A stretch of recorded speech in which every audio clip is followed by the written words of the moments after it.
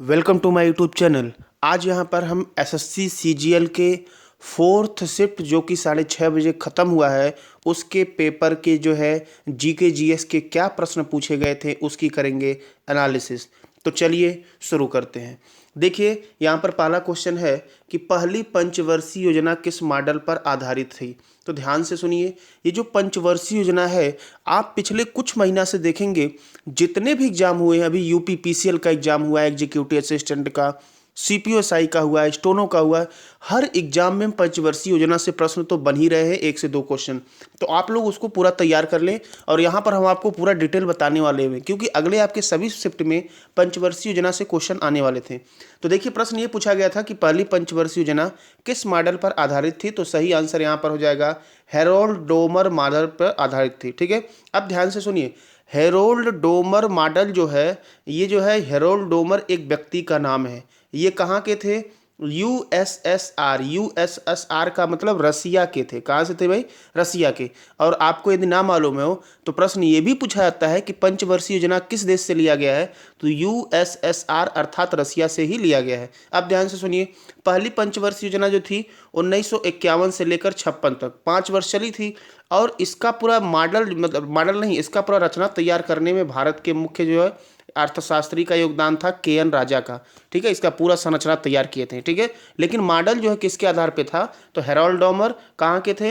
USSR के। Clear है? तो पूरा डिटेल जानते हुए चलते हैं। अब हम आपको सभी पंचवर्षीय योजनाओं का बता दे रहे हैं कौन किस मॉडल पर आधारित था। तो चलिए देखते हैं। यहाँ पर दूसरी पंचवर्षीय योजना की बात कर ले तो 56 से 61 ये पीसी महालनोबिस मॉडल पर था। तो इसको ध्यान दीजिएगा। और एक प्रश्न और इसमें पूछा जाता है किस पे बल दिया गया था?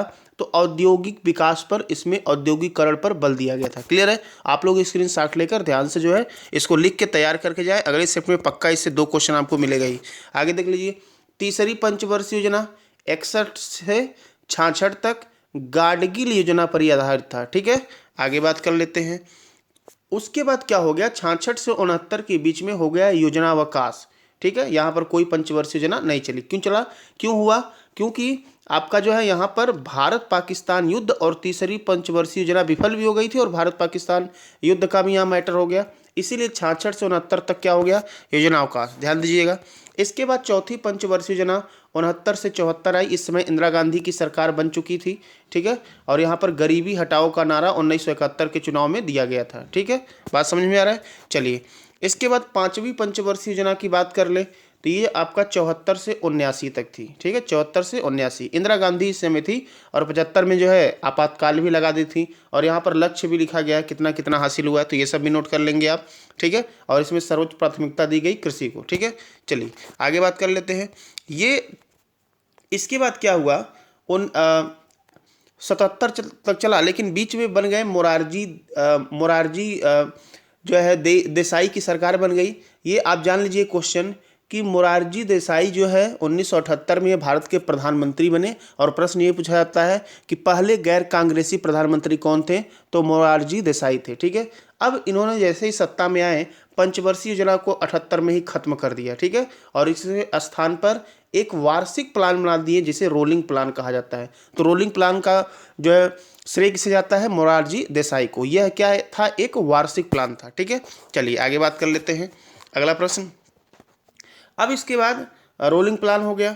इसके बाद क्या हुआ? देखिए यहाँ पर छठी पंचवर्षीय योजना आई जो कि 1980 से 85 तक चली। ठीक है, 1980 से 85 तक। फिर से यहाँ पर इंदिरा गांधी की सरकार आ चुकी थी। भारत में आर्थिक उदारीकरण की शुरुआत यहीं से हुई। ठीक है, अब आगे देखिए। आगे इसके बाद आया 7वां पंचवर्षीय योजना 85 से 90 तक थी और इसका उद्देश्य यहाँ पर दिया ही गया है। ठीक है, ये 7वां पंचवर्षीय योजना था। ठीक है, चलिए अगला बात कर लेते हैं। इसके बाद क्या हुआ? 7वां पंचवर्षीय योजना के बाद 8वीं पंचवर्षीय योजना समय पर शुरू नहीं हो सकी। इस कारण 90 से 91 और 91 से 92 में 2 वार्षिक योजनाएं चल गई। ठीक है, फिर से ये वार्षिक योजना चल गई। अब 8वीं पंचवर्षीय योजना आई 92 से लेकर 97 तक। ठीक है, और यहाँ पर 90 से 91 में 2 वार्षिक योजनाएं चली थी और यहीं पर जो है एलपीजी की भी शुरुआत हो गई थी 1991 में। डॉक्टर मनमोहन सिंह उस समय वित्त मंत्री थे। लिबरलाइजेशन, प्राइवेटाइजेशन और ग्लोबलाइजेशन। ठीक है, आगे बात कर लेते हैं। इसके बाद क्या हुआ? 9वीं पंचवर्षीय योजना आई 1997 से लेकर 2002 तक आई थी। इसका फोकस न्याय और समानता के साथ विकास पर था। ठीक है, और इसे भारत की आज़ादी के 50वें वर्ष में लॉन्च किया गया था। ठीक है, अगले बात कर लेते हैं। इसके बाद आपकी 10वीं पंचवर्षीय योजना 2002 से 7 तक थी। अगले 10 सालों में भारत की व्यक्ति की आय को इसमें दोगुना करना था। ठीक है, ये सारी चीज़ें थी। इसके बाद 11वीं पंचवर्षीय योजना आपकी 7 से 12 तक आई। यह योजना सी रंगराजन द्वारा तैयार की गई थी, तो इसको भी आप याद कर लेंगे। और इसका जो ये पूछा जाता है एग्जाम में, बहुत बार पूछा गया है कि तेज और अधिक समावेशी विकास किसका किस योजना का लक्ष्य था, तो यह था 11वीं पंचवर्षीय योजना। इसके बाद आपकी 12वीं पंचवर्षीय योजना आई, जो कि 12 से 17 तक थी। ये सी रंगराजन द्वारा तैयार की गई थी और इन दोनों में पूछा जाता है, तो इसका थीम था तेज, अधिक और समावेशी सतत विकास। लेकिन यह योजना पूरी नहीं हो पाई। 2015 में ही प्रधानमंत्री नरेंद्र मोदी के द्वारा नीति आयोग की स्थापना कर दी गई। क्लियर है, आगे बात कर लेते हैं। 12वीं पंचवर्षीय योजना का ये उद्देश्य था। ठीक है, चलिए एक प्रश्न यहाँ पर मौलिक अधिकार से संबंधित आपके प्रश्न पॉलिटी से पूछे जा रहे हैं। पूछा गया था निम्न में से कौन सा मौलिक अधिकार नहीं है, तो देखिए मौलिक अधिकार हमारे संविधान के भाग 3 में अनुच्छेद 12 से 35 तक है। ठीक है, भाग 3 को ही, मौलिक अधिकार को ही भारत का क्या कहते हैं भाई, मैग्ना कार्टा कहते हैं। अच्छा, मैग्ना कार्टा क्या होता है? अधिकारों का वह प्रपत्र है जिसे इंग्लैंड के किंग जॉन द्वारा 1215 में सामंतों के दबाव में जारी किया गया था। ठीक है, चलिए तो अब इसके बारे में देखिए, मौलिक अधिकार की अगर हम बात करें तो 6 मौलिक अधिकार संविधान में है। पहला है समता का अधिकार, अनुच्छेद 14 से 18, पूरा एकदम रट के जाइएगा, पक्का क्वेश्चन मिलेगा। दूसरा स्वतंत्रता का अधिकार 1922, शोषण के विरुद्ध अधिकार 23 से 24, धर्म की स्वतंत्रता का अधिकार 25 से 28, संस्कृति और शिक्षा संबंधी अधिकार 29 से 30, संवैधानिक उपचारों का अधिकार 32। ठीक है, मूलतः संविधान में संपत्ति का अधिकार अनुच्छेद 31 में था और इसको 44वें संविधान संशोधन अधिनियम द्वारा 1978 में हुआ था, हटाकर इसको क्या कर दिया गया भाई, भाग 12 के अनुच्छेद 300 क में डाल दिया गया और इसको एक कानूनी अधिकार बना दिया गया। क्लियर है, ये सब very very most important question है। आगे बढ़ते हैं। विटामिन पूछा गया था, विटामिन ए का रासायनिक नाम पूछा गया था आपके एग्जाम में, तो इसका रासायनिक नाम क्या होता है भाई, रेटिनॉल। हम सभी विटामिन की चर्चा कर लेते हैं क्योंकि अगले सेट में पूछा जाएगा।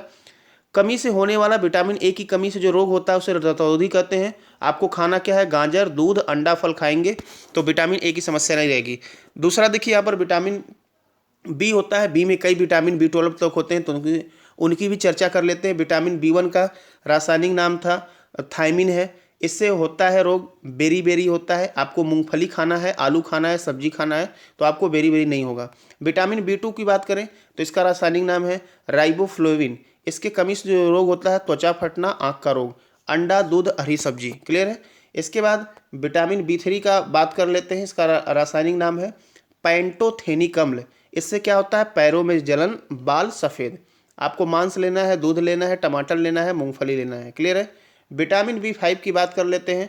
रासायनिक नाम है निकोटिनेमाइड, नियासिन कहते हैं। इनसे मासिक विकार होता है जिसे पेलाग्रा रोग कहते हैं। इसके स्रोत है मांस, मूंगफली और आलू। विटामिन B6 की बात करें तो इसे पायरिडॉक्सिन कहा जाता है। इससे रोग होता है एनीमिया, त्वचा रोग। दूध, मांस, सब्जी आपको लेना है सुधार के लिए। अगला देख लीजिए, अगला विटामिन आपका B7 है। तो B7 से क्या होता है, इसका रासायनिक नाम है बायोटिन, बालों का गिरना, चर्म रोग। ठीक है। ईस्ट, गेहूं, अंडा, ये आपको लेना है। विटामिन B12 की बात करें तो इसका नाम है साइनोकोबाल्मिन। इससे एनीमिया या पांडु रोग होता है, आपको मांस, दूध लेना है। क्लियर है। चलिए विटामिन C की बात कर लेते हैं। इसका नाम है एस्कॉर्बिक एसिड और इसके कमी से जो रोग होता है एस्कर्वी, मसूड़ों का फूलना। आंवला, नींबू, संतरा, नारंगी आपको लेना है। ठीक है। विटामिन D की बात कर लेते हैं तो इसे कैल्सीफेरॉल कहा जाता है। इसकी कमी से रिकेट्स होता है। सूर्य का प्रकाश लेना है, दूध लेना है और अंडा लेना है। विटामिन E की बात करें तो इसे टेकोफेरॉल कहा जाता है। जनन शक्ति का कम होना, हरी सब्जी, मक्खन, दूध लिया जाता है। विटामिन K की बात करें तो फिलोक्विनोन कहा जाता है, रक्त का थक्का न बनना। ठीक है। टमाटर, हरी सब्जी और दूध लेना है। तो विटामिन से पक्का अगले सेप्ट में एग्जाम में पूछे जाएंगे, तो आप लोग पूरा जो है अच्छे से रिवाइज करके जाए। अगला प्रश्न ये पूछा गया था, त्वरण का जो है मात्रक क्या होता है। तो देखिए सबसे पहले त्वरण का किसे कहते हैं, वेग परिवर्तन की दर को शरीर का त्वरण कहा जाता है। ठीक है। ए से एक्सेलरेशन कहा जाता है। Change in velocity delta V/t होता है। ठीक है। अब सुनिएगा, जैसा कि हम सभी जानते हैं वेग की SI मात्रक मीटर प्रति सेकंड है, यही पूछा गया था। ठीक है, सॉरी वेग की नहीं पूछा गया था, त्वरण का पूछा गया, सॉरी ये वेग का है। और SI unit of time second त्वरण की SI होती है। ठीक है। तो यहाँ पर आपका हो जाएगा त्वरण का मीटर पर सेकंड स्क्वायर हो जाएगा। तो यही पूछा गया था कि त्वरण की इकाई क्या है। तो मीटर पर सेकेंड स्क्वायर हो जाएगा। एक प्रश्न और नोट कर लें कि त्वरण की सीजीएस इकाई जो है सेंटीमीटर पर सेकेंड स्क्वायर होता है। क्लियर है, और ये मीटर पर सेकेंड स्क्वायर त्वरण की इकाई हो जाएगी। चलिए अगले प्रश्न की बात कर लेते हैं। अगला प्रश्न इसमें पूछा गया था, देखिए ब्लीचिंग पाउडर, ये क्वेश्चन ये रिपीट हो रहा है बार बार। CaOCl2 का रासायनिक नाम पूछा गया है, तो यह जो है ब्लीचिंग पाउडर है और इसका रासायनिक नाम कैल्शियम हाइपोक्लोराइट है। इसे ब्लीचिंग पाउडर भी कहते हैं। इसका उपयोग गंदे कपड़ों को ब्लीच करने के लिए किया जाता है। क्लियर है। अगला प्रश्न देख लीजिए, कुछ और एक्स्ट्रा जानकारी दे दें। ये बेकिंग सोडा है जिसको सोडियम हाइड्रोजन कार्बोनेट कहा जाता है, NaHCO3। यह त्वचा के संक्रमण के लिए एक हल्के एंटीसेप्टिक के रूप में प्रयोग किया जाता है और सोडा एसिड में और अग्निशामक के रूप में भी इसका प्रयोग किया जाता है। धुलाई का सोडा पूछा जाता है, इसका नाम है sodium carbonate decahydrate Na2CO3 × 10H2O। इसका उपयोग कांच, साबुन और कागज उद्योग में पानी की स्थायी कठोरता को दूर करने के लिए किया जाता है। यहाँ पर आपका जो है यूथ ओलंपिक के बारे में पूछ रहा है, तो देखिए यहाँ पर यूथ ओलंपिक 2 प्रकार के होते हैं। अगर बात करें यहाँ पर तो ध्यान से सुनिएगा कौन कौन से होते हैं। देखिए यूथ ओलंपिक की हम बात करें तो यहाँ पर 2 प्रकार के होते हैं। यहाँ पर देखिए, एक होता है ग्रीष्मकालीन यूथ ओलंपिक, एक होता है शीतकालीन। तो देखिए ग्रीष्मकालीन की शुरुआत हुई थी 2010 में सिंगापुर से। ये भी प्रश्न कई शिफ्ट में आपका पूछा जा चुका है, बार बार ये प्रश्न पूछा जाता है, तो डिटेल जान लीजिए। 4 साल पे होता है, फिर 14 में हुआ नानजिंग में, फिर 14 के बाद 18 में हुआ, ये ग्रीष्मकालीन की बात कर रहे हैं, ब्यूनस आयर्स में। 22 वाला हो गया कैंसिल। अगर 22 वाला कैंसिल हो गया तो 22 वाला अब कहाँ होने वाला है, 22 वाला अब नहीं होगा, ये होगा अब 26 में। और 26 में कहाँ होने वाला है ग्रीष्मकालीन, डकार में। आपको दिख रहा है ये पर, और डकार जो है कहाँ पड़ता है भाई, ये इसका चौथा संस्करण होगा। ठीक है, क्योंकि 10 में हुआ, 14 में हुआ, 18 में हुआ, 3 हो गया, 22 में हुआ नहीं, तो चौथा ये है। ठीक है, ये डकार जो है सेनेगल में पड़ता है, जो कि एक दक्षिण अफ्रीका का देश है, पहली बार वहाँ पर होगा। ठीक है, अच्छा, और आपको हम बता दें कि यहाँ पर ये जो था आपका जो है ग्रीष्मकालीन। अब हम शीतकालीन की बात कर लेते हैं। तो पहला 2012 में इंसब्रुक में हुआ था, 12 के बाद आपका 16 में हुआ, लीले हैमर में हुआ, 16 के बाद आपका 20 में लुसाने में हुआ, अब 20 के बाद आपको 24 में मिलेगा। और 24 में ये कहाँ होने वाला है, आपको दिखा दे रहे हैं, देखिए गैंगेवोन में 24 में आपका विंटर ओलंपिक होगा। तो ये पूरा पलट के जाइएगा, पक्का इससे क्वेश्चन आपको मिलेंगे, क्योंकि हर शिफ्ट में क्वेश्चन आया है। देखिए चौथा प्योंगचांग और गंगनुन कोरिया गणराज्य में होगा। ठीक है, ये जो है शीतकालीन ओलंपिक होंगे। ठीक है, चलिए, तो ये ओलंपिक से संबंधित प्रश्न थे। जितने भी प्रश्न थे हमने उसकी डिटेल चर्चा की है। इतना अभी हमको प्रश्न मिला था, बाकी और प्रश्न जैसे मिलेगा हम आपसे डिटेल चर्चा करेंगे। पूरा वीडियो ध्यान से देखें और अपने सभी ग्रुप में अवश्य शेयर करें यदि आपको समझ में आता है तो। धन्यवाद।